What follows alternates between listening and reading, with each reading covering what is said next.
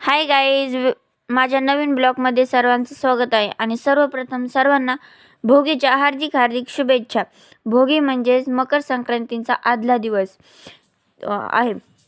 त्यासाठी आमच्याकडे इकडे ना मिक्स भाजी असते.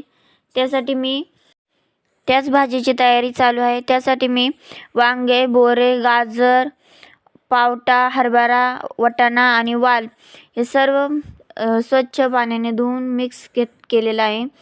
ही मिक्स भाजी असते. याचं खूप काही महत्त्व आहे आणि यातून प्रत्येक भाजीचे प्रोटीन आपल्याला मिळते. आपण असं तर कधी भाजी असं करत नाही, वालाची करतो, गाजराची सहजा कोणी करत नाही, हलवाच जास्त असतो. त्यामुळे ही भाजी खाण्याचे खूप काही महत्त्व आहेत. त्यानंतर मी भाजीसाठी शेंगदाणे आणि हावरी भाजून घेतली.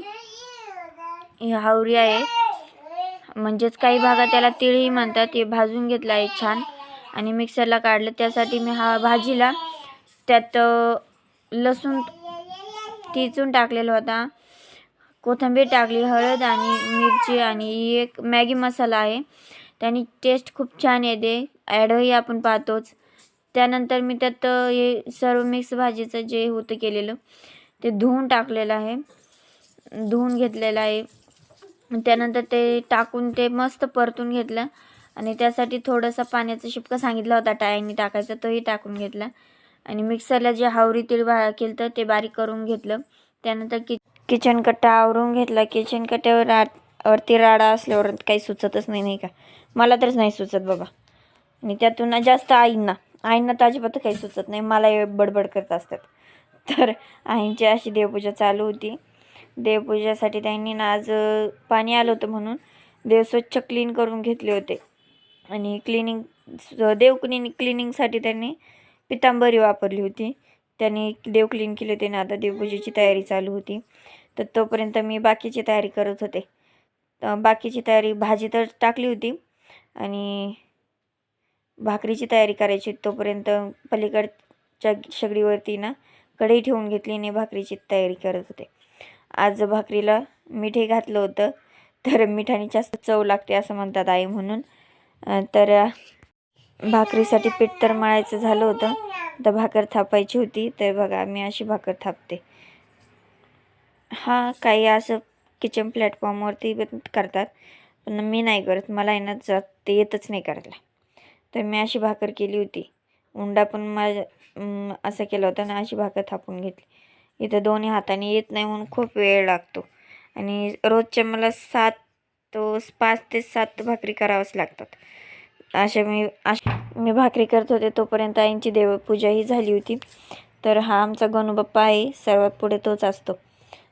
देवपूजा झाली तोपर्यंत मी माझ्या भाकरी चालूच होत्या. आणि भाकरी काही म्हणणे इतक्या सोप्या नाहीत, पटकन होत नाहीत. तर मी भाकरी करत होते तोपर्यंत आहे ना, आणि हे स्पेशल काय ते तुम्हाला पुढं क्लीनली दिसेनच. आणि हे तिळ आहेत, तिळाच्या भाकरी म्हणतात. आज तिळाची भाकरी असते. आज स्पेशल म्हणजे तिळाची भाकरी अशी असते. तर ती तिळही लावले होते आणि हे बघा अशा प्रकारे मी तिळ लावले होते. तिळाची भाकर खायलाही खूप छान लागते, तुम्ही करून बघाच. आणि यानंतर मी भाकर वरती टाकली होती, त्यासाठी भाकरीला पाणी लावून घेतलं आणि त्यानंतर या साईडने तीळ लावले होते. हे बघा असे तीळ लावले होते. तिळाची भाकर खूप छान लागते खायला, तुम्ही करून बघा. आणि आज स्पेशली आज करतातच. हे बघा तिळाची भाकर ही खूप छान लागते, करून बघाच एकदा. आणि हे बघा तिळाच्या भाकरी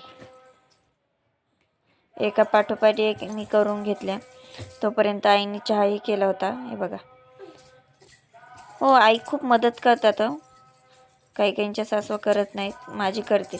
आणि हे छोट्या छोट्या भाकरीच्यासाठी केल्यात विचारताल तुम्ही. तर हे बघा मी काय काम होतं यांचं ते दाखवते. त्यांनाही तीळ लावले, हे बघा. आणि त्यांचं काम हे होतं, देवांना नैवेद्य. त्यानंतर आई पप्पा कामाला गेल्यानंतर मी किचन कट्टाही आवरून घेतला, कारण की ना आवरलेलं असलं तर छान वाटतं. कोणी अचानक आलं, काही झालं. आणि त्यानंतर मी हे घरातला इकडे तिकडे टाकलेला पसारा हे आवरून घेतला एक एक करून. हे बघा हिंदवी तर जास्तच करते आणि सकाळच्या गाईच्या कामात तर खूप राडा होतो. हे बघा हे असं आवरून घेतलं, एक एक करून मधले सगळं काही आवरून काढलं. हे बघा, हिंदाई त्यात मदत करीत होती का काम वाढत होती काय माहिती. त्यानंतर मी झाडून घेतलं आणि ती पण एक करून झाडून घेतली. आमचा 1 BHKचा फ्लॅट आहे, ते झाडून घेतल्यानंतर मी पुसून घेतले. त्यातही मध्ये हिंदवीचं काम चालूच होतं. लहान मुलांना घेऊन काम करणं खूप अवघड आहे, जोखमीचंच काम म्हणावं लागेल. हे बघा, मध्ये येतच होती. हिचं काय काम होतं काय माहिती. ती काय करत होती माहिती की पाणी होतं ना जे, त्यात हात घालायची, मध्ये खेळत होती. हे बघा, आली, परत येईल ना आता हात घालायला. हिचं एक काय चाललंय काहीच कळत नाही. आणि लहान मुले ना काम वाढवायचं काम तर एक नंबर करतात. काम कमी तर जास्त काही करत नाहीत, वाढवतात खूप. त्यानंतर मी किचन ह्या पुसून घेतला, एक करून हॉलही झाला. त्या हॉलनंतर हिंदाईचं तर मागेच काहीतरी काम असतं, पाणी खेळायचं, जिथं बकेट असेल तिथं जाते. त्यानंतर मी दरवाजाही पुसून घेतला आणि उंबरठा मी म्हणजे डेली करतेच, मला सवय झाली आता या सर्वांची.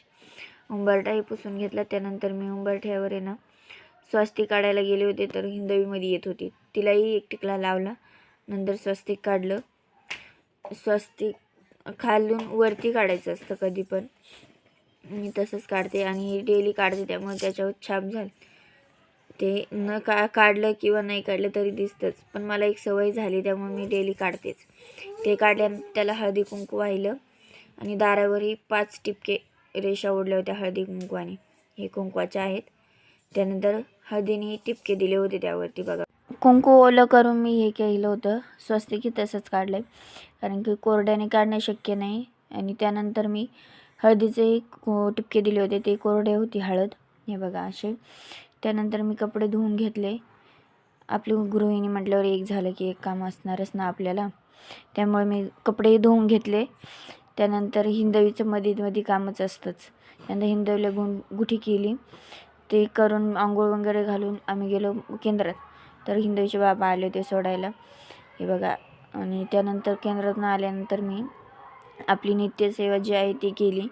नित्यसेवामध्ये 3 अध्याय, 11 माळी जप आणि गणपती स्तोत्र, सरस्वती स्तोत्र, शत्रुनाशक मंत्र आणि गायत्री मंत्र एवढे करते मी. हे माझ्या मुलीसाठी करते, हिंदवीसाठी.